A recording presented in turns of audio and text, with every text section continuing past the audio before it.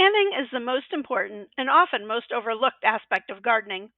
A good garden plan will help you reach your goals and increase your productivity. Many gardeners can't wait to get their hands dirty. I am one of them. Today is March 2nd, and I'm distracted by the sun shining and my thoughts of digging in the dirt. After all, you wouldn't go on a vacation without making a plan. Hi, I'm Amy, a master gardener and wildlife rehabilitator. I'm a tad weird, and I think garden planning is great fun. This video is my thoughts on garden planning and tips for new gardeners. Soon, I will be doing a specific deep dive into my new garden space at the new house. First, consider your space. Are you spending time growing and caring for grass that could be used for vegetables or flowers? Grass can be a terrific waste of space.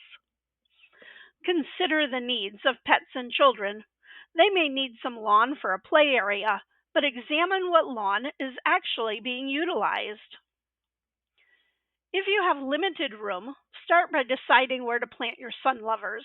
Tomatoes, peppers, cucumbers, and squash are sun hogs, so plan for them first. If you're in a residential area or want to leave running space for the dog and kids, garden islands like these are a great way to get an extra growing space. These two are filled with boring landscaping plants, but there is no reason they can't be full of vegetables and herbs. Don't discount the parts of your garden getting shade. Many new gardeners look at shade areas and assume they will be a barren wasteland. Not true. Many plants, vegetables, and herbs will thrive in part shade and some in full. Check out my video on vegetables that will thrive in partial shade. Your yard or farm will have microclimates, small areas that will be warmer or cooler. The longer you are in one location, the more you will recognize your microclimates. That will help you decide what grows best in different areas. Don't be afraid to switch things up. Winter can be a great time to look for microclimates. If you are in an area that receives snow, you can monitor the snow melt. This also works with a heavy frost. Watch where the snow melts first. Those are your warmer areas. Have a spot where the snow just won't leave? You know that's a cooler microclimate. You will get a lot more bang for your buck if you take some time to make a plan and map out your garden. Give it some thought and approach your gardens as a business, even if you are growing just for your own use. Keep track of how much money you put in and how much produce you raise. I think you will be pleased with the results. Goals are broad and state what you are going to do. Objectives show how you are going to do that. For example, a goal would be, over the next 3 years, I will develop two 20 by 20 foot garden spaces to produce my own vegetables and herbs. Starting your own seeds can be a big savings in money.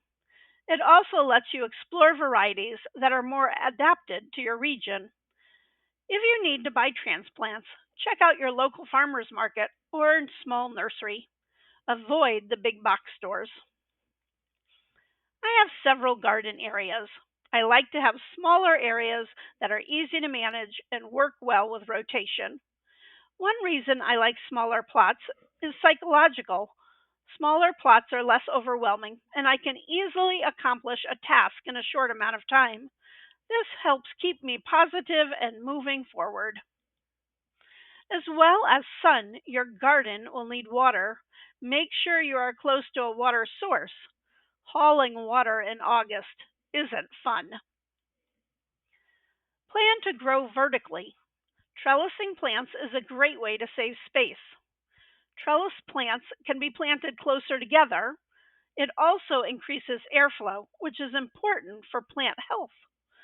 Make sure to place trellises in an area that doesn't shade out other crops.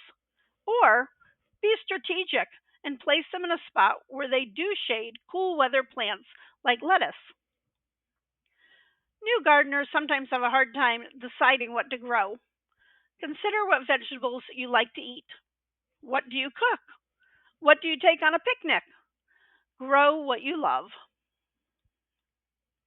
You can check out my gardening and wildlife conservation books on Amazon. The links to them and helpful articles on my blog are in the description. I'm excited about this growing season and making more hands on videos in my new space. Thanks for watching, and I hope you have a wonderful sunny day.